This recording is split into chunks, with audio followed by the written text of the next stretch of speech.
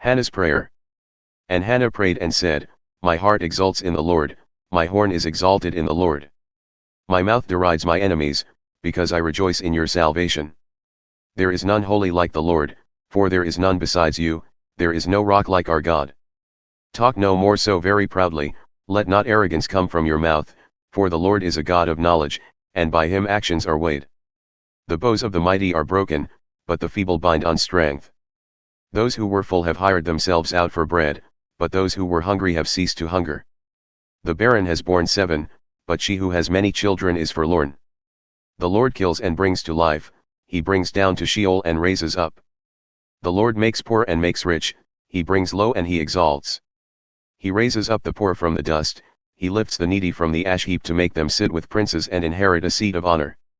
For the pillars of the earth are the Lord's, and on them he has set the world. He will guard the feet of his faithful ones, but the wicked shall be cut off in darkness, for not by might shall a man prevail. The adversaries of the Lord shall be broken to pieces, against them he will thunder in heaven. The Lord will judge the ends of the earth, he will give strength to his king and exalt the horn of his anointed. Then Elkanah went home to Ramah. And the boy was ministering to the Lord in the presence of Eli the priest. Eli's worthless sons. Now the sons of Eli were worthless men. They did not know the Lord. The custom of the priests with the people was that when any man offered sacrifice, the priest's servant would come, while the meat was boiling, with a 3-pronged fork in his hand.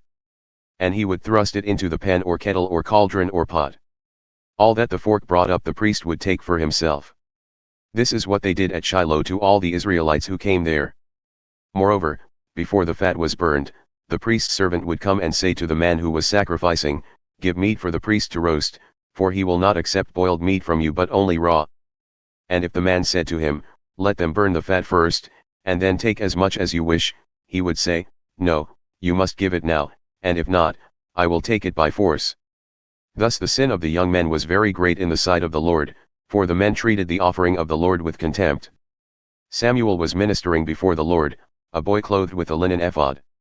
And his mother used to make for him a little robe and take it to him each year when she went up with her husband to offer the yearly sacrifice.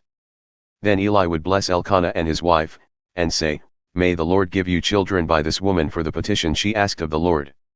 So then they would return to their home. Indeed the Lord visited Hannah, and she conceived and bore 3 sons and 2 daughters. And the boy Samuel grew in the presence of the Lord. Eli rebukes his sons.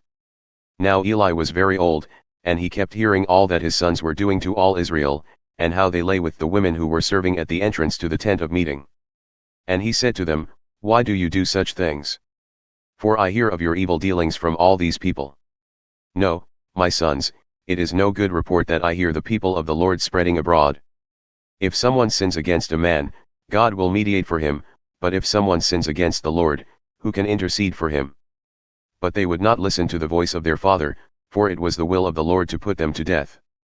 Now the boy Samuel continued to grow both in stature and in favor with the Lord and also with man. The Lord rejects Eli's household. And there came a man of God to Eli and said to him, Thus says the Lord, Did I indeed reveal myself to the house of your father when they were in Egypt subject to the house of Pharaoh? Did I choose him out of all the tribes of Israel to be my priest, to go up to my altar, to burn incense, to wear an ephod before me?